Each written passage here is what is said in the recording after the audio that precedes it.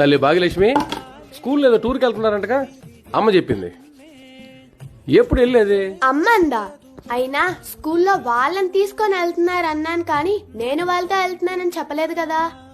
ఎందుకనమ్మా వెళ్ళొచ్చు కదా. 600 అని చెప్పారు నాన్న. వద్దులే, ఇంట్లోనే ఉండి అమ్మకు సహాయం చేసుకుంటూ తమ్ముడితో ఆడుకుంటే రోజు ఈజీగా గడిచిపోతుంది. నన్ను తమ్ముడిని చదివించడానికి మీరు ఎంతో కష్టపడుతున్నారు, మళ్ళీ ఈ ఖర్చులు ఎందుకు నాన్న? భాగ్యం రా.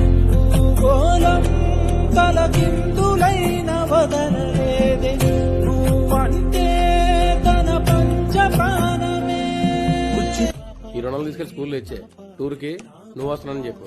నేను పనికి వెళ్తానా, సాయంత్రం వచ్చేస్తా. రేపు రాగానే మీకు డబ్బులు కట్టేద్దాం. అయ్యో నాన్న వద్దులేండి. నేను కష్టపడేదే మీకోసం తల్లి. పో. నా తల్లి మది పాలించే మారాణి నువ్వేగా.